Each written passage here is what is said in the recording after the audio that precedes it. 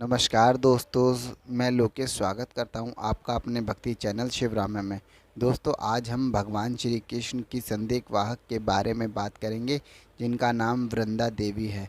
चलो दोस्तों, ज़्यादा समय न लेते हुए टॉपिक पर बात करते हैं। श्री वृंदावन लीला अमृत ग्रंथों में कहा गया है, समय ब्रज में धीरे समीप खड़े हुए थे और अचानक से श्रीमती राधा रानी के प्रति विरह की अनुभूति से उनका हृदय भर उठा। उनमें श्रीमती राधिका से मिलने की तीव्र इच्छा जागृत हो गई। उसी समय उन्होंने अपने मन की भावनाओं को वृंदा देवी को व्यक्त किया।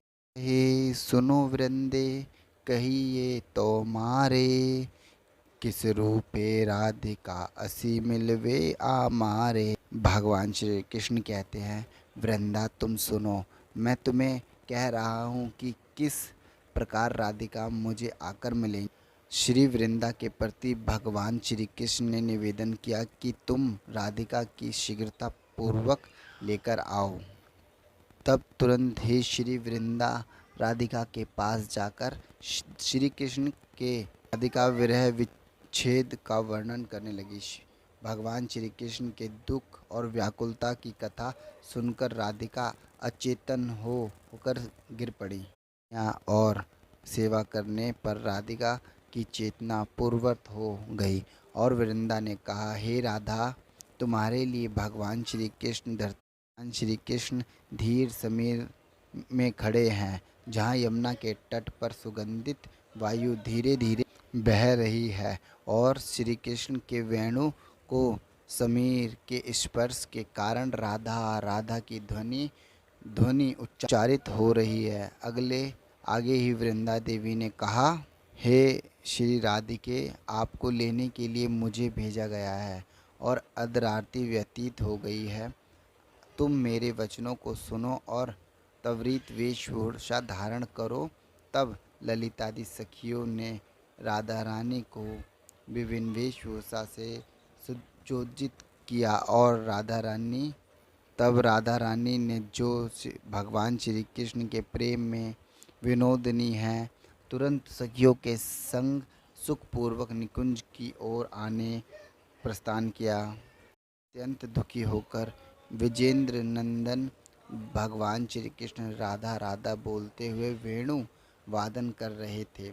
ऐसी ध्वनि को सुनकर वृषभानुसुता तुरंत वृंदा देवी के साथ चलने लगी। अनुराग के कारण वह धीर समीर पहुंची और कुंज के भीतर भगवान श्री कृष्ण का दर्शन प्राप्त किया।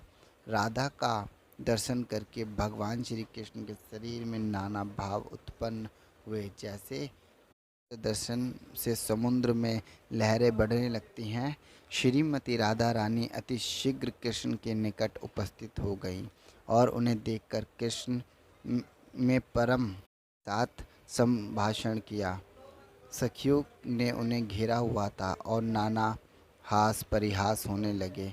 दोनों एक दूसरे को देखकर मंद मंद मुस्करा रहे और सखियां इसे देखकर आनंदित हो रही थीं। तब वहाँ से वह दोनों दिव्य आनंद से मग्न होकर कुंज की शोभा देखते हुए चलने लगे। उनके आसपास गोपियाँ घिरकर चल रही थीं और बीच में श्री राधा कृष्ण सुहाट प्रकट करते हुए चल रहे थे। एक सखी ने युगल जोड़ी पर पुष्पों की वर्षा कर दी। कोई सखी राधिका के समीप आनंद से आती और उनके हाथों में तांबूल देती। तांबूल को प्राप्त करने से श्री राधिका आनंद अनुभूति करती। श्री राधिका तब कृष्ण के मुख में वह तांबूल दे देती। वह देखकर सखीगण आनंद अनुभव करती। भ्रमण करने के पश्चात कुंज में वापस आए और वृंदा देवी ने अनेकों व्यंजन खाने हेतु अत्यधिक अनुराग से प्रदान किए। राधा कृष्ण ने उन व्यंजनों को आनंद से स्वीकार किया और सब सखियों ने शेष आधार अमृत को ग्रहण किया।